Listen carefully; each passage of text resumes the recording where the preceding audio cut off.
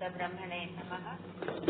ಶ್ರೀ ವಿಚಾರಸಾಗರ ಸಾಧು ಶ್ರೀ ವಿಠಲದಾಸಿಯವರ ಕೃತಿ 187ನೇ ವಿಷಯಾಂಕ 4ನೇ ತರಂಗ. ಇದರಲ್ಲಿ 116ನೇ ದೋಹಾ. ಏಕ ಸಮಯ ಹಿ ಭಾನ ಹೈ ಸಾಕ್ಷಿ ಅರ್ವಾಭಾಸ ತೂ ಜೋ ಚೇತನ ಕೋ ವಿಷಯ ಸಾಕ್ಷಿ ಸ್ವಯಂ ಪ್ರಕಾಶ. ಇದರ ಅರ್ಥ, ಯಾವ ಅಹಂ ವೃತ್ತಿಯಲ್ಲಿ ಸಾಕ್ಷಿಯು ಮತ್ತು ಚಿದಾಭಾಸನು ಇಬ್ಬರೂ ಒಂದೇ ಕಾಲದಲ್ಲಿಯೇ ಪ್ರತೀತಿಯಾಗುತ್ತಾರೆ. ಆದರೆ ಎರಡನೆಯವನು ಅಂದರೆ ಅಂತಃಕರಣ ಸಹಿತನಾದ ಆಭಾಸನು ವಿಷಯನಾಗಿರುತ್ತಾನೆ ಮತ್ತು ಸಾಕ್ಷಿ ಸ್ವಯಂ ಪ್ರಕಾಶನಾಗಿರುತ್ತಾನೆ. ಇಂದಿನ ಈ ಒಂದು ವೇದಾಂತ ಸಮ್ಮತವಾದ ಮೋಕ್ಷ ವಿಚಾರವನ್ನ ನಮಗೆಲ್ಲ ಗುರುಗಳು ತಿಳಿಸಿಕೊಡ್ಬೇಕಂತ ಹೇಳಿ ಅವರಲ್ಲಿ ಹೇಳ್ತಾರೆ.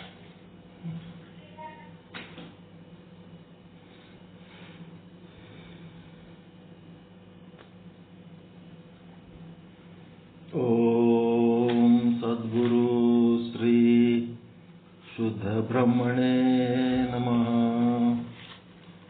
ಸಮಸ್ತ ಶುದ್ಧ ಬ್ರಹ್ಮ ಸ್ವರೂಪರಲ್ಲಿ ಅನಂತ ಅನಂತ ಪ್ರಣಾಮಗಳು. ಸ್ಥೂಲ ಅವಿದ್ಯೆ ಅಂದರೆ ಏನ್ ತಿಳ್ಕೊಂಡ್ರಿ?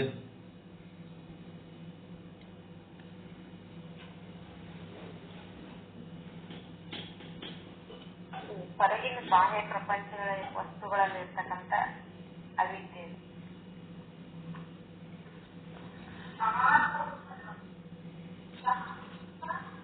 ತೋರುವ ಎಲ್ಲ ಜಡ ವಸ್ತುಗಳಲ್ಲಿ ಇರುವ ಆ ಚೈತನ್ಯವನ್ನ ನಮಗ ತಿಳಿದಂತೆ ಆವರಣ ಮಾಡಿದ್ರೆ ಅದಕ್ಕೆ ಸ್ಥೂಲ ಆಗುತ್ತೆ. ಚೈತನ್ಯ ಅಂದ್ರೆ ಏನು? ಸಚ್ಚಿತ್ತಾನಂದ ನಿತ್ಯ ಸ್ವರೂಪವಾದದ್ದೇ ಚೈತನ್ಯ. ಯಾರದು? ಯಾವುದು ಸ್ವಯಂ ಪ್ರಕಾಶವಾಗಿರುತ್ತದೆಯೋ, ಯಾವುದು ಘಟಪಟಾದಿಗಳನ್ನು ತಿಳಿಯುತ್ತದೆಯೋ ಮತ್ತು ಮನವಾಣಿಗಳಿಗೆ ಯಾವುದು ತಿಳಿಯಲು ಅಶಕ್ಯವಾಗಿದೆಯೋ ಅದು ಚೈತನ್ಯ. ಅದೇ ಯಾರದು? ನಾನೇ.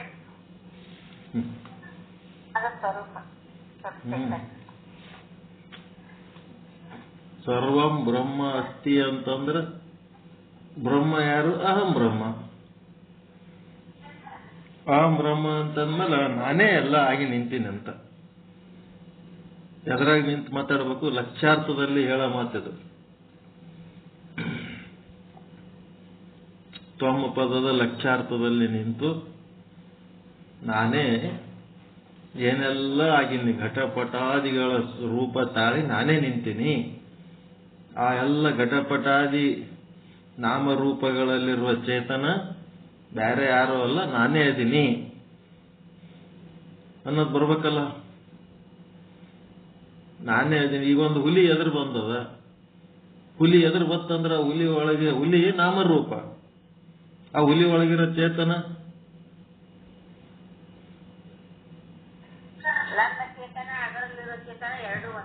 ನನ್ನ ಅಲ್ಲ, ನಾನೇ.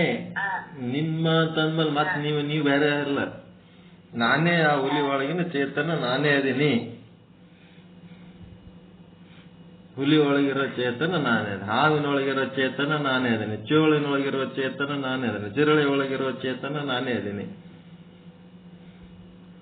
ಇದನ್ನ ಬಾಯಿಲಿಂತ ಅಂತೀವಿ, ಬುದ್ಧಿಲಿಂತ ತಿಳಿತೀವಿ. ಬಾಯಿಲಿಂತ ಅಂತೀವಿ, ಬುದ್ಧಿಲಿಂತ ತಿಳಿದಂತೀವಿ ಅಷ್ಟೇ ಹೊರತು ಇದು ಪ್ರಾಮಾಣಿಕವಾಗಿ ಅನ್ನಬೇಕಾದ್ರ ಒಂದೇನೋ ಅಡ್ಡದ. ಅದೇ ಸ್ಥೂಲ ಅವಿದ್ಯೆ. ಏನೋ ಒಂದು ಅಡ್ಡದ, ಅದೇ ಸ್ಥೂಲ ಅವಿದ್ಯೆ. ಅದಕ್ಕೆ ನಾವು ಏನ್ ಮಾಡ್ಬೇಕು? ವಿಚಾರ ಮಾಡೋದ್ರ ಮೂಲಕನೇ ಅದನ್ನು ಕಳ್ಕೋಬೇಕು. ನಾವು ವಿಚಾರ ಮಾಡಿ ಮಾಡಿ ಮಾಡಿ ಮಾಡಿ ಅದನ್ನು ಕಳ್ಕೋಬೇಕು. ನಾವು ವಿಚಾರ ಮಾಡ್ಲಾರ್ದೆ ನಮ್ಮ ಸ್ಥೂಲ ಅವಿದ್ಯೆ ಹೋಗಂಗಿಲ್ಲ.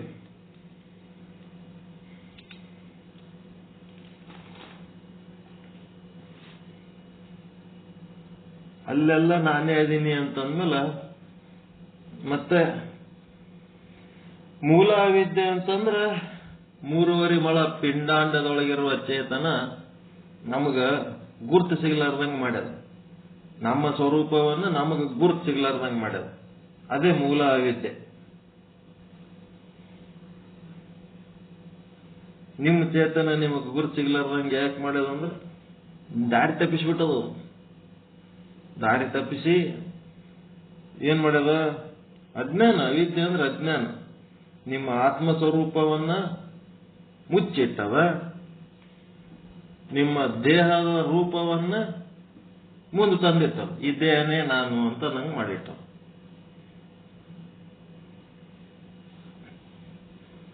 ಅದಕ್ಕೆ ದೇಹನೇ ನಾನು ಅಂದ್ರೆ ಇಲ್ಲದ ದೇಹವನ್ನ ತಂದು ವಿಕ್ಷೇಪ ಮಾಡ್ಯದ. ಇದ್ದ ಆತ್ಮ ಸ್ವರೂಪವನ್ನ ಆವರಣ ಮಾಡ್ಯದ. ಆ ಇಲ್ಲದ ದೇಹ, ಆ ದೇಹದೊಳಗ ನಾವು ಏನೇನದವ ನೋಡ್ಕೋತ ಹೋಗ್ಬೇಕು. ಅವೆಲ್ಲನೂ ನಾನ, ಇಂದ್ರಿಯಗಳಂದ್ರೆ ನಾನ, ಅನ್ನಮಯ ಶರೀರ ನಾನ, ಅಂತಃಕರಣ ನಾನ, ಪ್ರಾಣ ನಾನ, ಇವೆಲ್ಲ ನಾವು ವಿಚಾರ ಮಾಡ್ಕೋತ ಹೋಗ್ಬೇಕು. ಇವ್ಯಾವು ನಾನಲ್ಲ.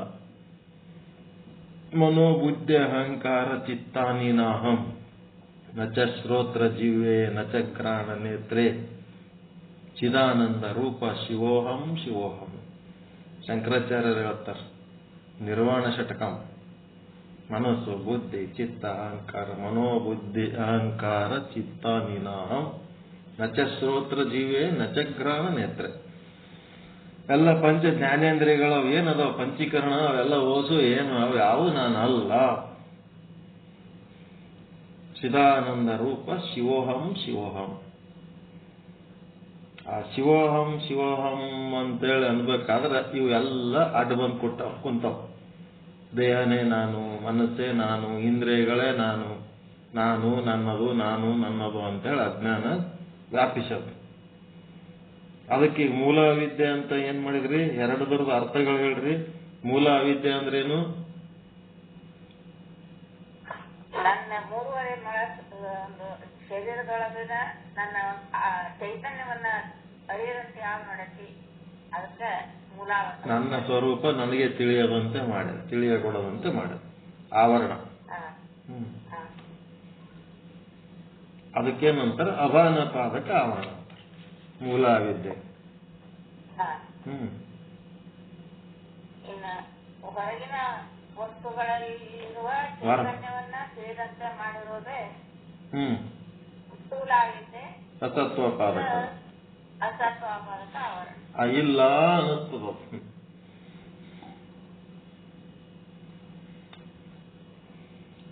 ಘಟವನ್ನ ತಿಳಿಯಗೊಡದಂತೆ ಮಾಡಿದ್ದು ಸ್ಥೂಲ ಅವಿದ್ಯೆ. ನಮ್ಮನ್ನು ನಮಗೆ ತಿಳಿಯಗೊಡದಂತೆ ಮಾಡಿದ್ದು ಮೂಲ ಅವಿದ್ಯೆ. ಮೂಲ ಅವಿದ್ಯೆಯನ್ನ ಕಳೆದುಕೊಂಡರೆ ಕೆಲಸ ಮುಗಿತು. ಮೊದಲು ಮೂಲ ಅವಿದ್ಯೆ ಕಳ್ಕೋಬೇಕು. ಯಾವಾಗ ಮೂಲ ಅವಿದ್ಯೆ ಕಳೆದು ಹೋಗ್ಬಿಡ್ತದ ಆವಾಗ ಏನಾಗ್ತದೆ? ನಮ್ಮ ದೃಷ್ಟಿ ಬ್ರಹ್ಮಮಯ ದೃಷ್ಟಿ ಆಗ್ತದೆ. ಯಥಾ ದೃಷ್ಟಿ ತಥಾ ಸೃಷ್ಟಿ. ನಿಮ್ಮ ದೃಷ್ಟಿ ಬ್ರಹ್ಮಮಯ ಆಯ್ತಂದ್ರೆ ಸೃಷ್ಟಿನೂ ಬ್ರಹ್ಮಮಯವಾಗಿ ಕಾಣ್ತದೆ. ಅದಕ್ಕೆ ನಾವೇನ್ ಮಾಡ್ಬೇಕು? ಮೂಲ ಅವಿದ್ಯೆಯನ್ನು ಕಳ್ಕೋಬೇಕು. ಸ್ಥೂಲ ಅವಿದ್ಯೆ ಕಳ್ಕೊಳಕ್ ಹೋಗೋದು ಬೇಕಾಗಿಲ್ಲ. ನಿಮ್ಮ ದೃಷ್ಟಿ ಒಳಗ ನೀವು ಬ್ರಹ್ಮ ಅಂತ ನಿಮ್ಮನ್ನ ನೀವು ತಿಳ್ಕೊಂಡ್ಬಿಟ್ರೆ ಆಟೋಮೆಟಿಕ್ ನಿಮ್ ಸುತ್ತಮುತ್ತ ಏನೇನದ ಅದೆಲ್ಲ ಬ್ರಹ್ಮ ಅನ್ನೋದು ನಿಮ್ಮ ಅರಿವಿಗೆ ಬಂದೇ ಬರ್ತದೆ. ಅದಕ್ಕೆ ಆತ್ಮನು ತನ್ನ ಪ್ರಕಾಶದಿಂದ ವೃತ್ತಿಯಲ್ಲಿ ಪ್ರಕಾಶಿಸುತ್ತದೆ. ಸ್ವಯಂ ಪ್ರಕಾಶ ಆದದು ತನ್ನ ಪ್ರಕಾಶದಿಂದ ವೃತ್ತಿಯಲ್ಲಿ ಪ್ರಕಾಶಿಸುತ್ತದೆ. ವೃತ್ತಿ ಒಳಗಿರೋ ಚೇತನ ಹೇಳಕತ್ತಾರ, ವೃತ್ತಿ ಉಪಯುಕ್ತ ಚೇತನ. ಹೊರಗಿನ ಘಟಾದಿಗಳನ್ನು ಆಭಾಸ ತಿಳಿಯುತ್ತಾನೆ. ಹಾಗೆಯೇ ಚಿದಾಭಾಸನು ಆತ್ಮವನ್ನ ಪ್ರಕಾಶ ಮಾಡುತ್ತಾನೆ. ಚಿದಾಭಾಸ ಏನ್ ಮಾಡ್ತಾನೆ? ಆತ್ಮವನ್ನು ತಿಳ್ಕೊತಾನೆ.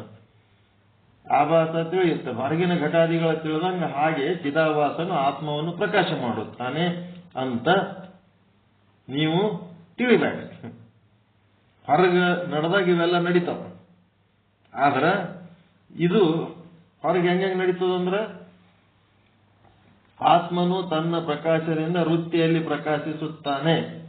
ಇದಂತೂ ಸರಿನಾ? ಇದು ವೃತ್ತಿಯೊಳಗೆ ಪ್ರಕಾಶ ಅದನ್ನಲ್ರಿ ಆತ್ಮ.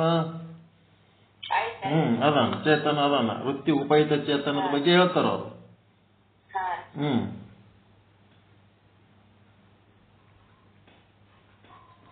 ಹೊರಗಿನ ಘಟಾದಿಗಳನ್ನು ಆಭಾಸ ತಿಳಿಯುತ್ತಾನೆ. ಯಾವಾಗ ವೃತ್ತಿ ಪ್ರಮಾಣ ಚೇತನ ಹೋಗಿ ಆ ಘಟದ ಆಕಾರ ತಾಳಿದಾಗ ಅದರ ಆವರಣ ಭಂಗ ಆಗಿ ಅದು ಪ್ರಮಾಣ ಚೇತನ ಅನಿಸ್ಕೊತದ. ಮತ್ತು ಪ್ರಮೇಯ ಚೇತನ ಏನದಲ್ಲ ಆ ಘಟದೊಳಗಿಂದು ಆ ಎರಡೂ ಚೇತನಗಳು ಸಂಗಮ ಆದಾಗ ಆಭಾಸ ಏನ್ ಮಾಡ್ತಾನ, ಇದು ಘಟ ಅಂತ ತಿಳ್ಕೊತಾನೆ. ಹೊರಗಿನ ಘಟಾದಿಗಳನ್ನು ಆಭಾಸನು ತಿಳಿಯುತ್ತಾನೆ. ಹಾಗೆಯೇ ಚಿದಾಭಾಸನು ಆತ್ಮವನ್ನು ಪ್ರಕಾಶ ಮಾಡುತ್ತಾನೆ ಅಂತ ತಿಳಿಯಬೇಡಿರಿ. ಹೊರಗಿನ ವಸ್ತು ನೋಡಾಗ ಅಷ್ಟೇ ಇವೆಲ್ಲ ನಡೀತಾವ. ಒಳಗ ಚಿದಾಭಾಸ ಆತ್ಮವನ್ನ ಪ್ರಕಾಶ ಮಾಡ್ತಾನಂತ ತಿಳಿಬೇಡ್ರಿ. ಯಾಕಂದ್ರೆ ಅದು ಯಾರಿಂದಲೂ ಅರಿಸಿಕೊಳ್ಳುವ ವಸ್ತು ಅಲ್ಲ. ಜಡವಸ್ತುಗಳು, ಜಗತ್ತಿನ ಜಡವಸ್ತುಗಳೇನದವ ಅವು ಅರಿಸಿಕೊಳ್ಳುವ ವಸ್ತುಗಳು. ಆತ್ಮಚೇತನ ಏನದಲ್ಲ ಅದು ಯಾದರಿಂದಲೂ ಅರಿಸಿಕೊಳ್ಳಂಗಿಲ್ಲ.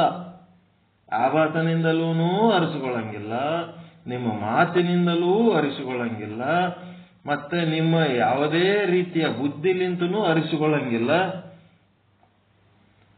ಹೀಗಾಗಿ ಆಭಾಸ ಅಂತರ್ಮುಖಿ ಆದಾಗ, ಆಭಾಸ ಬಹಿರ್ಮುಖಿ ಆದಾಗ ಜಡವಸ್ತುಗಳನ್ನು ಗುರುತಿಸ್ತಾನ, ಆಭಾಸ ಅಂತರ್ಮುಖಿ ಆದಾಗ ಆತ್ಮವನ್ನ ಗುರುತಿಸ್ತಾನ ಅಂತೇಳಿ ಅಂದಿರಿ ಎಲ್ಲೆರೆ ಅಂತ ಎಚ್ಚರಿಕೆ ಕೊಡ್ಲಕತ್ತಾರಿಲ್ಲ. ಚಿದಾಭಾಸನಿಗೆ ಘಟಾದಿ ಜಡ ಪದಾರ್ಥಗಳನ್ನು ಮಾತ್ರ ಪ್ರಕಾಶ ಮಾಡುವ ಸಾಮರ್ಥ್ಯ ಹೊಂದಿದ್ದಾನೆ. ಆದರೆ ಆತ ತನ್ನ ಸ್ವರೂಪವನ್ನು ಪ್ರಕಾಶ ಮಾಡುವ ಸಾಮರ್ಥ್ಯ ಆತನಿಗೆ ಇಲ್ಲ.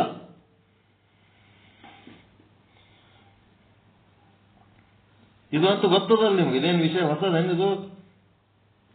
ಆಭಾಸನಿಗೆ ಹೊರಗಿನ ವಸ್ತುಗಳು ಜಡ ವಸ್ತುಗಳನ್ನು ಗುರುತಿಸೋದು ಅಷ್ಟೇ ಗೊತ್ತದ. ಅವನಿಗೆ ತನ್ನ ಸ್ವರೂಪ ಗುರುತಿಸೋ ಸಾಮರ್ಥ್ಯ ಇಲ್ಲ ಅವನಿಗೆ ಅನ್ನೋದು ಗೊತ್ತಿಲ್ಲ. ಇದು ಗೊತ್ತದ. ಚಿದಾಭಾಸನ ಸ್ವರೂಪವೇ ಆತ್ಮ. ಚಿದಾಭಾಸಂದು ಸ್ವರೂಪ ಏನದಲ್ಲ ಅದೇ ಆತ್ಮ ಅದ. ಚಿದಾಭಾಸ ತಾನೇ ಆತ್ಮ ಆಗಿ ಮತ್ತಿನ್ನು ಆತ್ಮವನ್ನು ಅರಿಲಕ್ಕೆ ಹೋಗ್ತಾನ. ಪ್ರತಿಯೊಂದು ಅಣುರೇಣು ತೃಣಕಾಷ್ಟದೊಳಗೆ ಆತ್ಮನೇ ಅದ. ಅದರೊಳಗೆ ಚಿದಾಭಾಸನೊಳಗೆ ಆತ್ಮ ಇಲ್ಲೇನು? ಅವನ ಸ್ವರೂಪನೂ ಆತ್ಮನೇ, ಎಲ್ಲದರ ಸ್ವರೂಪನೂ ಆತ್ಮನೇ. ಹೆಂಗದ ಮಾತು? ಚಿದಾಭಾಸನ ಸ್ವರೂಪವೇ ಆತ್ಮ. ಸೂರ್ಯನ ಎದುರು ಹಿಡಿದ ಕನ್ನಡಿ ಗೋಡೆಯ ಮೇಲೆ ಬೆಳಕು ಹಾಕಿರಿ ವಿನಃ, ಗೋಡೆಯ ಮೇಲೆ ಬೆಳಕು ಹಾಕೀತೇ ವಿನಃ ಸೂರ್ಯನ ಮೇಲೆ ಬೆಳಕು ಹಾಕಲು ಸಾಧ್ಯವಿಲ್ಲ. ಸೂರ್ಯನು ಉಪಾಧಿಯಲ್ಲಿ ನಮ್ಮ ಸ್ವರೂಪದ ಕಿಂಚಿತ್ ಅಂಶವನ್ನು ಪಡೆದುಕೊಂಡು ಆಭಾಸನು ಘಟಾದಿಗಳನ್ನು ಪ್ರಕಾಶ ಮಾಡುತ್ತಾನೆ ವಿನಃ ತನಗೆ ಜ್ಞಾನವನ್ನ ಸತ್ತಾಸ್ಫೂರ್ತಿಯನ್ನು ಕೊಟ್ಟಿರತಕ್ಕಂಥ ಆತ್ಮವನ್ನು ಪ್ರಕಾಶ ಮಾಡುವುದಿಲ್ಲ. ಆತ್ಮನು ಸ್ವಯಂ ಪ್ರಕಾಶವಾಗಿದ್ದಾನೆ.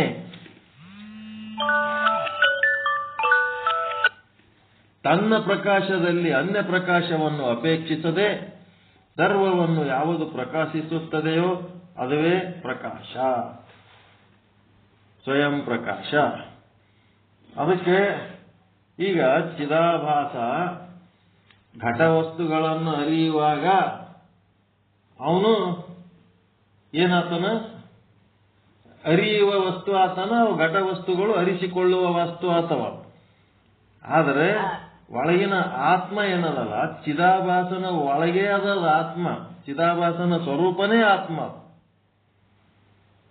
ಅದರ ಸ್ವರೂಪನೇ ಆತ್ಮ ಇದ್ದತ್ನಾಗ ಅದು ಮತ್ತಿನ್ನು ಸ್ವಯಂ ಪ್ರಕಾಶವಾಗಿ ಅದ ಆಭಾಸ ಯಾವಾಗ ಆತ್ಮವನ್ನು ಅರಿಬೇಕಂತ ಆಸಕ್ತಿ ಹೊಂದುತ್ತದ, ಯಾವಾಗ ಆತ್ಮದ ಒಂದು ಅರಿಯುವಂತ ಯೋಗ್ಯತೆ ಪಡ್ಕೋತದ, ಆವಾಗ ಅದು ನಿರ್ಮಲ ಅಂತಃಕರಣ ನಿಶ್ಚಲ ಅಂತಃಕರಣ ಆದಾಗ ಅದು ಪಾರದರ್ಶಕ ಆಗಿಬಿಡ್ತದ. ಮಲಿನ ಇದ್ದದ್ದು ಶುದ್ಧ ಆಗಿಬಿಡ್ತದೆ. ಅದ್ರೊಳಗಿರುವ ಸ್ವರೂಪ ಏನು ಆತ್ಮ ಸ್ವರೂಪ ಅದಲ್ಲ ಅದೇನಾಗ್ತದೆ ಪ್ರಕಟ ಆಗ್ತದೆ. ಹೀಗಾಗಿ ಚಿದಾಭಾಸನ ಸ್ವರೂಪನೇ ಆತ್ಮ.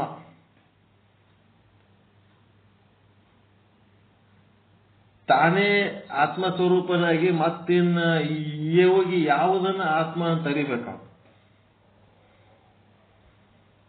ಇದು ಮಾತು ಒಪ್ಕೊಂಡ್ರೆ ಇಲ್ಲ, ಆಭಾಸನ ಸ್ವರೂಪನೇ ಆತ್ಮ ಅಂತ.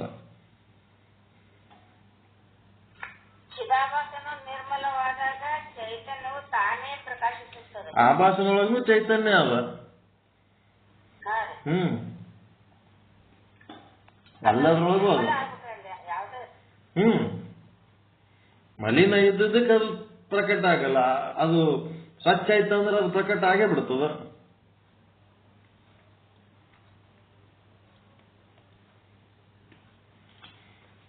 ಅದಕ್ಕೆ ಅದರ ಸ್ವರೂಪನೇ ಆತ್ಮ ಇದ್ದದ್ದಕ್ಕ ಅದೇನಾಗ್ತದ ಸ್ವಯಂ ಪ್ರಕಾಶ ಅದ. ಅದು ಆತ್ಮ ಸ್ವಯಂ ಪ್ರಕಾಶ ಅದ. ಆಭಾಸನಿಂದ ಆತ್ಮವನ್ನು ಅರಿಯಲಿಕ್ಕೆ ಆಗುವುದಿಲ್ಲ. ಯಾವಾಗ ಆಭಾಸನು ಆತ್ಮನರಿಯಬೇಕಂತ ಆಸಕ್ತಿ ಹೊಂದಿ ಅಂತರ್ಮುಖಿಯಾಗಿ ನಿರ್ಮಲನಾಗಿ ನಿಶ್ಚಲನಾಗಿ ಆತ್ಮ ಸಮ್ಮುಖಿಯಾಗಿ ಯಾವಾಗ ಅಂತ ಒಂದು ಸ್ಥಿತಿ ಒಳಗೆ ಕೂಡ್ತದ, ಆವಾಗ ಏನಾಗ್ತದ ಸ್ವಯಂ ಪ್ರಕಾಶ ತಂದು ತಾನೇ ಆ ಚಿದಾಭಾಸನೊಳಗ ಪ್ರವೇಶ ಆಗ್ತದೆ. ಪ್ರವೇಶ ಆಗ್ತದಂದ್ರೆ ಆ ಚಿದಾಭಾಸನಿಂದ ಪ್ರಕಟ ಆಗ್ತದೆ ಒಳಗಿದ್ದದ್ದು. ಬಾಗಿಲ ಮುಚ್ಚಿದ್ದು ಬಾಗಿಲ ತೆರೆದ್ರೆ ಒಳಗಿನವ್ರು ಕಾಣ್ತಾರ ಇಲ್ಲ. ಬಾಗಿಲ ಮುಚ್ಚಿದ್ದು ಕಂಡಿಲ್ಲ ಅಷ್ಟೇ. ಬಾಗಿಲ ತೆರೆದ್ರೆ ಒಳಗೆ ಯಾರಾದ್ರೂ ಕಾಣಿಸ್ತಾರ.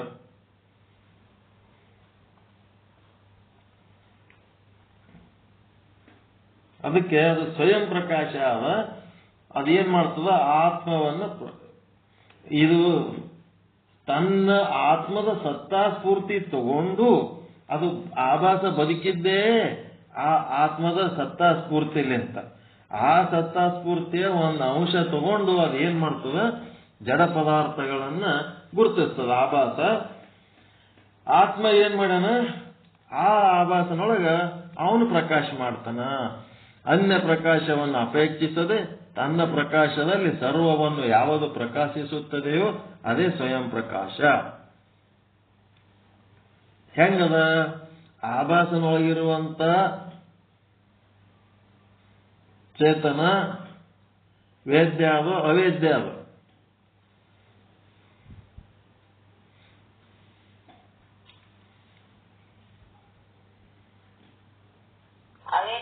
ಅವೇದ್ಯ ಅಲ್ಲ, ವೇದ್ಯ ಆಗ್ತದೆ. ಮತ್ತ ಅಪರೋಕ್ಷ ಅದು ಪರೋಕ್ಷ ಅದು. ಅಪರೋಕ್ಷನೇ ಅದ.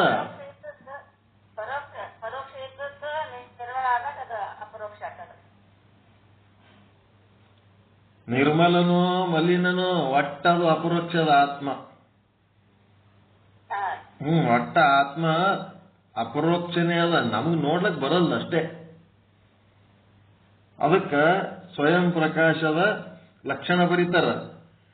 ಅವೇದ್ಯತ್ವೇ ಸತಿ. ಅವೇದ್ಯತ್ವೇ ಸತಿ ಅಂದ್ರೆ ಅವೇದ್ಯವಾಗಿರಬೇಕು. ಅಂದ್ರೆ ಅದು ತಿಳಿಬಾರದು. ಯಾರಿಗೆ ತಿಳಿಬಾರದು? ಆಭಾಸನಿಗೆ ಅಥವಾ ವೃತ್ತಿಗೆ ಅದು ತಿಳಿಬಾರದು. ತನ್ನೊಳಗಿನ ಚೇತನ ತನಗೆ ತಿಳಿಬಾರದು. ಮತ್ತದು ಹೆಂಗಿರ್ಬೇಕು? ತಿಳಿದಿಲ್ಲ ಅಂತ ಹೇಳಕ್ಕೆ ಅದು ಇಲ್ಲ ಅನ್ನಂಗಿಲ್ಲ, ಅಪರೋಕ್ಷವಾಗಿರ್ಬೇಕು. ಅವೇದ್ಯತ್ವೇ ಸತಿ ಅಪರೋಕ್ಷತ್ವಂ ಸ್ವಯಂ ಪ್ರಕಾಶಂ.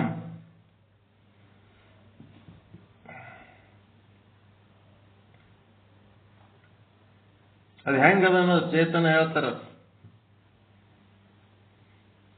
ಹೆಂಗ ಸ್ವಯಂ ಪ್ರಕಾಶ ಹೆಂಗಿರ್ತದಂದ್ರೆ ಅವೇದ್ಯವಾಗಿರಬೇಕು, ಅಪರೋಕ್ಷವಾಗಿರಬೇಕು.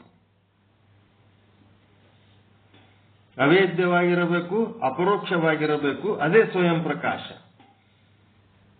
ಈಗೇನದ, ಘಟಪಟಾದಿಗಳಿಗೆ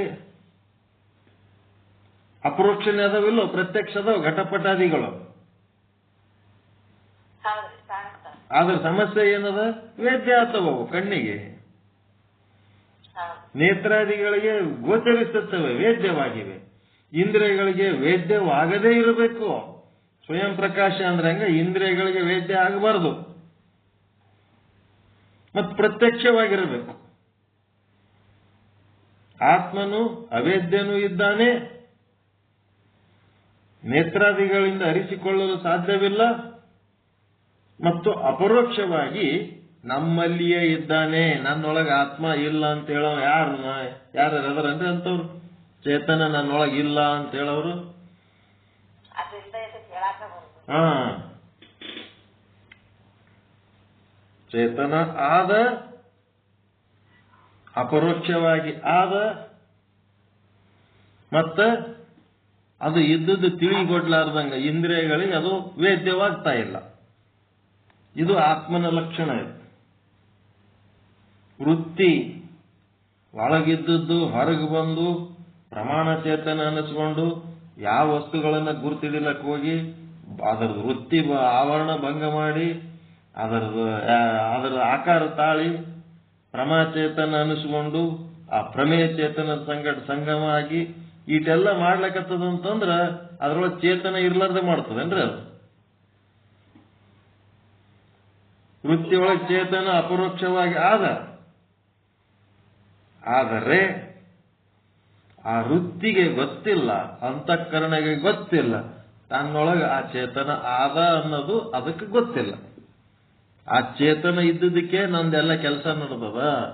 ಸಂಕಲ್ಪ ವಿಕಲ್ಪ ಮಾಡೋದು, ಆಸಕ್ತಿ ವಹಿಸೋದು, ಸ್ಮೃತಿ ವಿಸ್ಮೃತಿಗಳಾಗೋದು, ಅಭಿಮಾನ ನಿರಭಿಮಾನ ದುರಭಿಮಾನ ಏನೆಲ್ಲ ಮಾಡ್ಕೊಳ್ಳೋದು, ಅದೆಲ್ಲನೂ ಆ ಒಂದು ಚೇತನ ನನ್ನೊಳಗಿದ್ದದಕ್ಕೆ ಇದು ನಡೆದದ ಅಂತೇಳಿ ಅದು ಅಪರೋಕ್ಷವಾಗಿನೂ ಆದಂತಿದಲ್ಲಪ್ಪ ತೋರ್ಸು ಅಂದ್ರೆ ಅದು ಅವೇದ್ಯವಾಗ್ಯದ.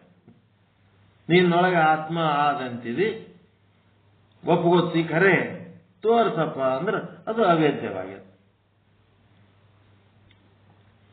ಅದರ ಎರಡು ಲಕ್ಷಣಗಳು, ಒಂದು ಅವೇದ್ಯವಾಗ್ಯದ ಮತ್ತು ಅಪರೋಕ್ಷವಾಗಿ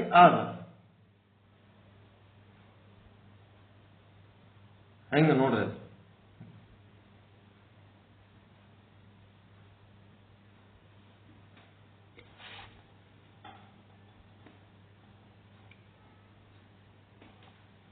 ಆತ್ಮನು ತನ್ನ ಪ್ರಕಾಶದಿಂದ ಆ ವೃತ್ತಿಯಲ್ಲಿ ಪ್ರಕಾಶಿಸುತ್ತದೆ. ಇದೇ ಕಾರಣದಿಂದ ಆಭಾಸನು ವೃತ್ತಿಗೆ ಏನಾಗ್ಯಾನ, ಆಭಾಸ ಏನಾಗ್ಯಾನ, ವಿಷಯ ಆಗ್ಯಾನಿಲ್ಲ, ವಿಷಯವಾಗಿದ್ದಾನೆಂದು ಹೇಳುತ್ತೇವೆ. ಮತ್ತು ಚಿದಾಭಾಸ ರೂಪವಾದ ಯಾವ ಫಲರೂಪ ವೃತ್ತಿ ಇರುವುದೋ ಅದಕ್ಕೆ ನಾನು ಅಂದ್ರೆ ಆತ್ಮನು ವಿಷಯನಲ್ಲ. ಆ ಆಭಾಸನಿಗೆ ಆತ್ಮ ವಿಷಯ ಅಲ್ಲ, ಆತ್ಮನಿಗೆ ಆಭಾಸ ವಿಷಯವಾಗಿದ್ದಾನೆ. ಒಪ್ಪುಗೊತ್ತಿರೋದು? ಆಭಾಸ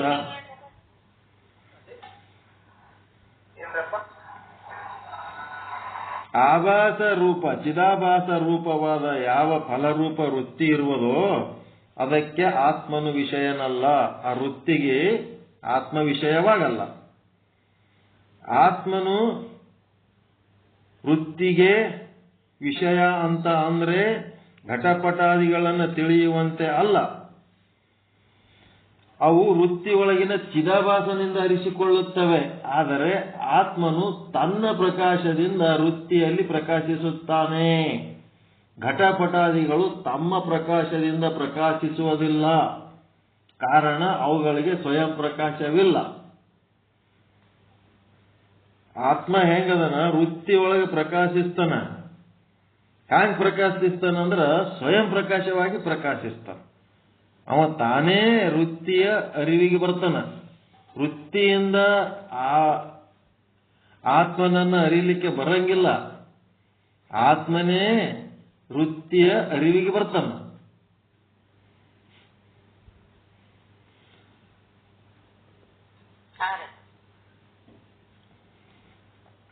ಆತ್ಮನೇ ವೃತ್ತಿಯ ಅರಿವಿಗೆ ಬರ್ತಾನ.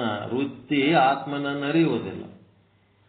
ಅದಕ್ಕೆ ವೃತ್ತಿಗೆ ಆತ್ಮನು ವಿಷಯನಲ್ಲ. ಆತ್ಮನೇ ವೃತ್ತಿಯನ್ನು ಪ್ರಕಾಶಿಸುತ್ತಾನೆ ತನ್ನ ಸ್ವಯಂ ಪ್ರಕಾಶದಿಂದ. ಈಗೇನದ ಘಟಪಟಾದಿಗಳು ಅರಿಯುವ ಅವಶ್ಯಕತೆ ಏನದ ಇವನಿಗೆ ಅಂತಂದ್ರೆ, ಆ ಘಟಪಟಾದಿಗಳು ಸ್ವಯಂ ಪ್ರಕಾಶ ಇಲ್ಲವು, ಇನ್ನೊಂದರಿಂದ ಅರಿಸುಗೊತ್ತವು. ಅದಕ್ಕಿದು ಅರಿಬೇಕಾಗ್ಯದ. ಆದರೆ ಆತ್ಮನನ್ನು ಅರಿಯುವ ಅವಶ್ಯಕತೆ ಇಲ್ಲ.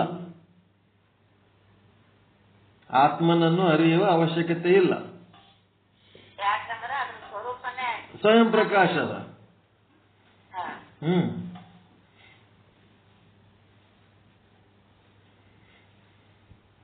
ಈಗ ಇಬ್ಬರು ಮಕ್ಕಳು ಅದರ, ಒಬ್ಬವ ಶಾಣೆ ಅದನ, ತಂದೆ ತುಡ್ಕೊಂಡು ತಿಂದು ಚಲೋ ಸಂಸಾರ ನಡೆಸ್ಕೊಂಡು ಹೊಂಟಾನ. ಅವನಿಗೆ ನೀವು ರೊಕ್ಕ ಕೊಡೋ ಅವಶ್ಯಕತೆ ಇಲ್ಲ, ಅವನೇ ನೀವು ರೊಕ್ಕ ಕೊಡ್ತಾನ. ಇನ್ನೊಬ್ಬ ಅದನ, ಅವನು ಮನಾರ ಪ್ರಯತ್ನ ಮಾಡ್ಲಿಕ್ಕತ್ತಾನ, ಆದ್ರ ಅವನ ದುಡಿಮೆ, ಅವನ ಬದುಕಿಗೆ ಕೊರತೆಗಳದಾವ. ಹಿಂಗಿದ್ದಾಗ ಏನ್ ಮಾಡ್ಬೇಕು? ಅದು ಸೆಲ್ಫ್ ಡಿಪೆಂಡೆಂಟ್ ಇಲ್ಲ, ಅವರು ಸ್ವಾವಲಂಬಿಗಳಾಗಿಲ್ಲ. ಅವ್ರಿಗೆ ನೀವೇನ್ ಮಾಡ್ಬೇಕಾಗ್ತದ? ಸಪೋರ್ಟ್ ಮಾಡ್ಬೇಕಾಗ್ತದ ಆರ್ಥಿಕವಾಗಿ, ಹೌದಿಲ್ಲ? ಹಂಗ ಇಲ್ಲಿ ಏನದ, ಘಟಪಟಾದಿಗಳು ಜಗತ್ತಿನ ಲೌಕಿಕ ವಸ್ತುಗಳೇನದವ ಅವು ಸ್ವಯಂ ಪ್ರಕಾಶ ಇಲ್ಲ. ಅವು ಸ್ವಂತ ತಿಳುವಳಿಕೆ ಅನ್ನೋದಿಲ್ಲ. ಅವಕ್ಕೆ ಸ್ವಂತ ತಿಳುವಳಿಕೆ ಇಲ್ಲದಕ್ಕ ನಾವೇನ್ ಮಾಡ್ಬೇಕು? ನಮ್ಮ ತಿಳುವಳಿಕೆಯಿಂದ ಅವುಗಳನ್ನು ಅರಿಬೇಕು. ಮತ್ತೆ ಆತ್ಮನನ್ನು ಅರಿಬೇಕಂತಂದ್ರ ಅದನ್ನು ನಾವು ತಿಳ್ಕೊಳ್ಳೋ ಅವಶ್ಯಕತೆ ಇಲ್ಲ. ನಾವು ನಿರ್ಮಲ ಅಂತಃಕರಣದವ್ರು ಆದೇವಂತಂದ್ರೆ ಅವನೇ ನಮ್ಮ ಅರಿವಿಗೆ ಬರ್ತಾನೆ. ಹೆಂಗದ ನೋಡ್ರಿ.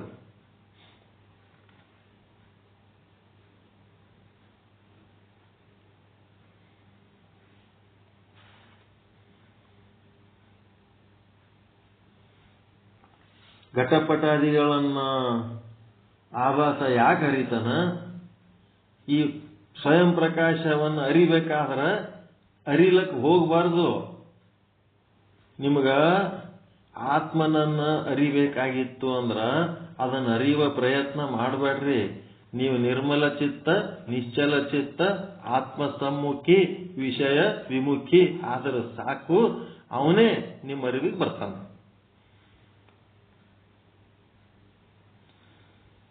ಅವನಿಗೆ ನೀವು ಅರಿಲಿಕ್ಕೆ ಹೋಗೋದು ಬೇಕಾಗಿಲ್ಲ, ಅವನೇ ನಿಮ್ಮ ಅರಿವಿಗೆ ಬರ್ತಾನ. ಅವ ನಿಮ್ಮ ಅರಿವಿಗೆ ಬರಂಗ ನೀವು ಯೋಗ್ಯರಾಗಬೇಕು ಅಷ್ಟೇ. ಆ ಯೋಗ್ಯತೆ ಸಂಪಾದಿಸ್ಕೋಬೇಕು. ಏನ್ ಸಂಪಾದಿಸ ಅಂದ್ರೆ ಅಂತರ್ಮುಖಿ ಆಗಬೇಕು, ಆತ್ಮಸಮ್ಮುಖಿ ಆಗಬೇಕು, ವಿಷಯ ವಿಮುಖಿ ಆಗಬೇಕು, ನಿರ್ಮಲ ಚಿತ್ತರಾಗಬೇಕು, ನಿಶ್ಚಲ ಚಿತ್ತರಾಗಬೇಕು. ಈ ರೀತಿ ಆದಾಗ ಏನಾಗ್ತದ? ಆತ್ಮನೇ ನಿಮ್ಮ ಅರಿವಿಗೆ ಬರ್ತದೆ. ಆದರೆ ನೀವೆಷ್ಟು ನಿರ್ಮಲ ಚಿತ್ತ, ನಿಶ್ಚಲ ಚಿತ್ತ ಇದ್ರೂ ಸಹಿತ ಘಟಪಟಾದಿಗಳು ನಿಮ್ಮ ಅರಿವಿಗೆ ಬರಲ್ಲ. ನೀವು ಅವುಗಳನ್ನ ನೀವೇ ಅರಿಬೇಕು. ಅವು ನಿಮ್ಮಿಂದ ಅರಿಸಿಗೋತಾವ. ಯಾಕಂದ್ರೆ ಅವು ಸ್ವಯಂ ಪ್ರಕಾಶ ಇಲ್ಲ.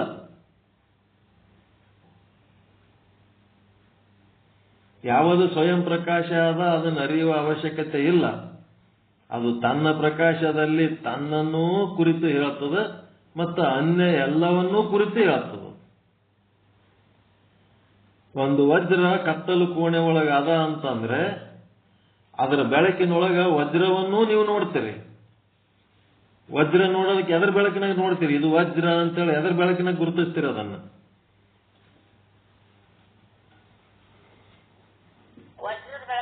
ವಜ್ರದ ಬೆಳಕಿನಾಗೆ ವಜ್ರವನ್ನ ಗುರುತಿಸ್ತೀರಿ. ಮತ್ತ ಆ ಕೋಣೆ ಒಳಗಿರುವಂತ ಎಲ್ಲಾ ವಸ್ತುಗಳನ್ನ ನೀವು ಗುರುತಿಸ್ತೀರಿ. ಎದರಿಂದ ಗುರುತಿಸ್ತೀರಿ? ವಜ್ರದ ಬೆಳಕಿನಾಗೆ ಗುರುತಿಸ್ತೀರಿ.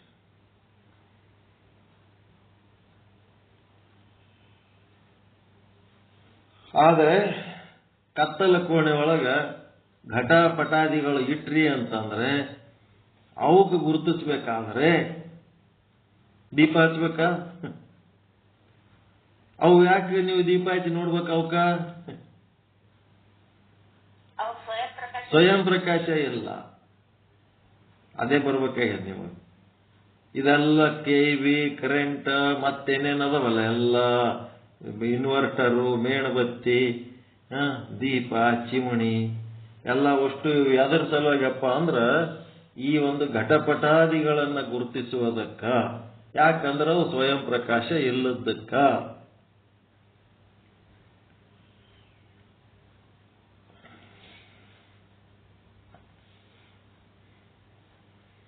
ಆತ್ಮನು ತನ್ನ ಪ್ರಕಾಶದಿಂದ ಆ ವೃತ್ತಿಯಲ್ಲಿ ಪ್ರಕಾಶಿಸುತ್ತದೆ. ವೃತ್ತಿಯೊಳಗೆ ಪ್ರಕಾಶಿಸುತ್ತದೆ. ಇದೇ ಕಾರಣದಿಂದ ಆಭಾಸನು ವೃತ್ತಿಗೆ ವಿಷಯನೆಂದು ಹೇಳಿರುತ್ತದೆ. ವೃತ್ತಿಗೆ ವಿಷಯ ಅಂತಂದ್ರೆ ವೃತ್ತಿ ಒಳಗಿರುವ ಚೇತನಕ್ಕೆ ವಿಷಯ. ಮತ್ತು ಆಭಾಸ ರೂಪವಾದ ಯಾವ ಫಲರೂಪ ವೃತ್ತಿ ಇರುವುದೋ ಅದು ಆತ್ಮನು ವಿಷಯವಲ್ಲ. ಅದಕ್ಕೆ ಆತ್ಮ ವಿಷಯ ಆಗಂಗಿಲ್ಲ. ಆತ್ಮನು ವೃತ್ತಿಗೆ ವಿಷಯ ಅಂತ ಅಂದ್ರೆ ಘಟಪಟಾದಿಗಳನ್ನ ತಿಳಿಯುವಂತೆ ಅಲ್ಲ. ಹಂಗ ಎಲ್ಲಕ್ಕೆ ಬರಂಗಿಲ್ಲ. ವೃತ್ತಿಯಿಂದ ನಾನು ಪರಮಾತ್ಮನನ್ನು ಅರಿತೆ, ನೀವು ನಿಮ್ಮ ವೃತ್ತಿಯಿಂದ ಘಟವನ್ನು ಅರಿತೆ ಅಂದ ಹಾಗೆ ನಾನು ಬ್ರಹ್ಮನನ್ನು ಅರಿತೆ ನನ್ನ ವೃತ್ತಿಯಿಂದ. ಹ್ಯಾಂಗ ಅರಿತಪ್ಪ ಅಂದ್ರೆ ನನ್ನ ವೃತ್ತಿಯಿಂದ ಅರಿತೆ ಅಂತಂದ್ರ ಹಂಗಾಗಲ್ಲ. ಹಂಗ ಯಾರೇ ಆಗಿನಿ ಅಂತ ತಿಳ್ಕೊಂಡಿದ್ರ ಅಂತಂದ್ರ ಹುಚ್ಚರಂತ. ಯಾರೋ ಒಬ್ಬರು ಫೋನ್ ಮಾಡಿದ್ರು, ನಾ ಅಪರೋಕ್ಷ ಬ್ರಹ್ಮಜ್ಞಾನಿ ಅದೀನ್ರಿ ಅಂತ ಹೇಳಿದ್ರು.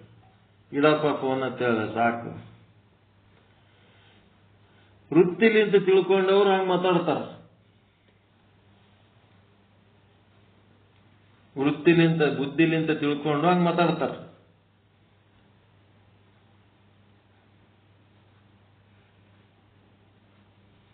ಹಾಗ ಯಾರು ಹೇಳ್ತಾರನ್ರಿ ನಾ ಅಪರೋಕ್ಷ ಬ್ರಹ್ಮಜ್ಞಾನಿ ಅದೀನಂತ? ಬರಂಗಿಲ್ಲ ಅದು ಹೇಳಕ್. ಆತ್ಮನು ವೃತ್ತಿಗೆ ವಿಷಯ ಅಂತ ಅಂದ್ರೆ ಘಟಪಟಾದಿಗಳನ್ನ ತಿಳಿಯುವಂತೆ ಅಲ್ಲ. ವೃತ್ತಿಗೆ ವಿಷಯ ಆಗ್ತಾನೆ ಆತ್ಮ ಅಂತಂದ್ರೆ ಹಂಗಲ್ಲ. ಅವು ವೃತ್ತಿಯೊಳಗಿನ ಚಿದಾಭಾಸದಿಂದ ಅರಿಸಿಕೊಳ್ಳುತ್ತವೆ. ಘಟಪಟಾದಿಗಳು ವೃತ್ತಿಯೊಳಗಿರುವಂತ ಚಿದಾಭಾಸದಿಂದ ಅರಿಸಿಕೊಳ್ಳುತ್ತವೆ. ಆದರೆ ಆತ್ಮನು ತನ್ನ ಪ್ರಕಾಶದಿಂದ ವೃತ್ತಿಯಲ್ಲಿ ಪ್ರಕಾಶಿಸುತ್ತಾನೆ. ಅವ ಎಲ್ಲಾಕಿರ್ಲಕ್ಕ ಆತ್ಮ ವೃತ್ತಿ ಒಳಗೆ ಯಾಕಿರಲಕ್ಕ, ಅಂತಃಕರಣದೊಳಗೆ ಯಾಕಿರಲಕ್ಕ, ಪ್ರಮೇಯದೊಳಗೆ ಯಾಕಿರ್ಲಕ್ಕ, ಪ್ರಮಾಣದೊಳಗೆ ಯಾಕಿರ್ಲಕ್ಕ, ಅವ ಎಲ್ಲೇ ಇದ್ರೂ ತನ್ನ ಸ್ವಯಂ ಪ್ರಕಾಶ ತನ್ನ ಸಂಗತಿ ಇದ್ದೇ ಇರ್ತದೆ. ಘಟಪಟಾದಿಗಳು ತಮ್ಮ ಪ್ರಕಾಶದಿಂದ ಪ್ರಕಾಶಿಸುವುದಿಲ್ಲ. ಕಾರಣ ಅವುಗಳಿಗೆ ಸ್ವಯಂ ಪ್ರಕಾಶವಿಲ್ಲ.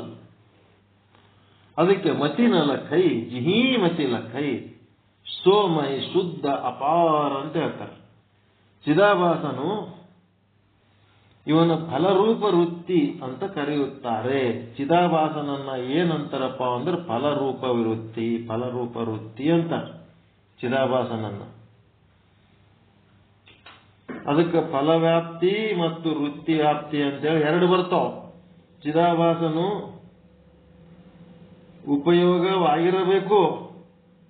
ಆಯಾಮ್ ಘಟ ಅಂತೇಳಿ ಘಟಪಟಾದಿಗಳನ್ನು ಪ್ರಕಾಶಿಸಲಿಕ್ಕೆ ವೃತ್ತಿಯು ಕೂಡ ಉಪಯೋಗವಾಗಿರಬೇಕು. ವಿಷಯಾಕಾರ ತಾಳಿ ಆವರಣ ಭಂಗ ಮಾಡಲು ಇಂಥ ಜ್ಞಾನಕ್ಕೆ ಏನಂತಾರ? ಫಲವ್ಯಾಪ್ತಿ ಅಂತಾರ. ಇವೆಲ್ಲ ನಿಮ್ಮ ವೃತ್ತಿ ಹೋಗಿ ಆವರಣ ಭಂಗ ಮಾಡಿ ಎಂಥದ್ದು ಪ್ರಮಾತ ಚೇತನ, ಪ್ರಮಾಣ ಚೇತನ, ಪ್ರಮಾಣ ಚೇತನ ಆಗಿ ಪ್ರಮೇಯ ಚೇತನ ಒಂದಾಗಿ ಅವೆಲ್ಲ ಗುರುತಿಸ್ತದಲ್ಲ, ಇದಕ್ಕೇನಂತ ಅಂದ್ರೆ ಫಲವ್ಯಾಪ್ತಿ ಅಂತಾರೆ. ಇದಕ್ಕೆ ಎಲ್ಲಿ ವೃತ್ತಿ ಮಾತ್ರ ಆವರಣ ಭಂಗ ಮಾಡಿರುತ್ತದೆ, ಪರಂತು ಆಭಾಸನು ಪ್ರಕಾಶ ಮಾಡುವುದಿಲ್ಲ. ಇಂಥ ಜ್ಞಾನಕ್ಕೆ ವೃತ್ತಿ ವ್ಯಾಪಿ ಅನ್ನುತ್ತಾರೆ. ವೃತ್ತಿ ವ್ಯಾಪಿ, ಫಲವ್ಯಾಪಿ.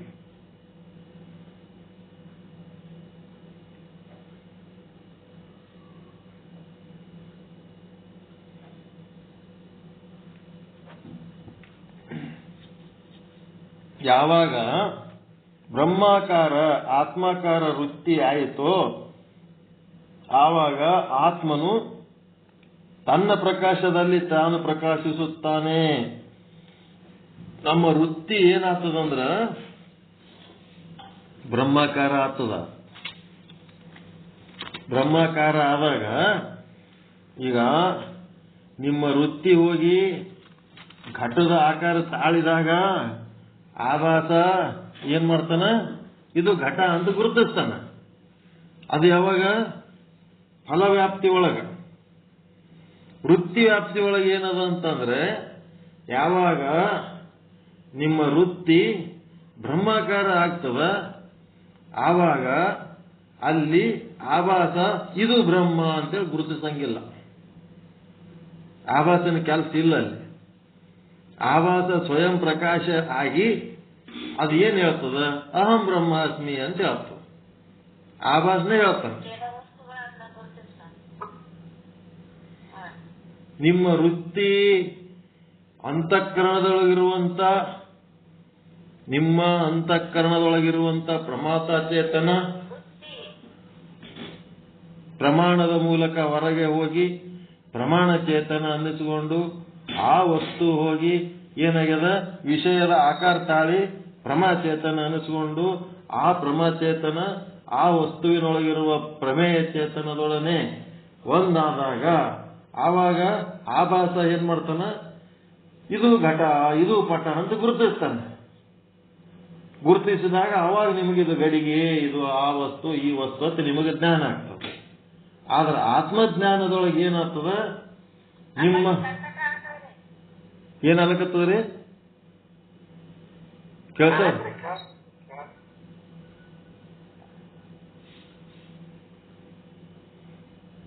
ನಿಮ್ ವೃತ್ತಿ ಏನಾಗ್ತದ,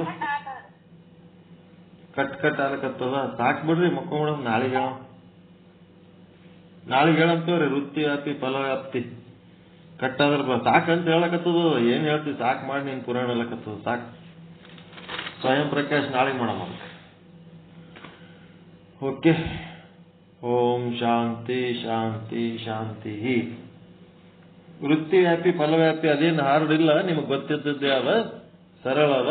ನಾಳೆ ಮುಂಜಾನೆ ಪಾಠಕ್ಕೆ ಎಲ್ಲರೂ ಬರ್ರಿ, ಹೇಳ್ತಾರೆ. ನಿಮಗೆ ಗೊತ್ತಿದ್ದ ವಿಷಯನೇ ಮತ್ತೆ ಮತ್ತೆ ರಿಪೀಟ್ ಮಾಡಿ ಹೇಳಕತ್ತಾರೆ ಅಷ್ಟೇ.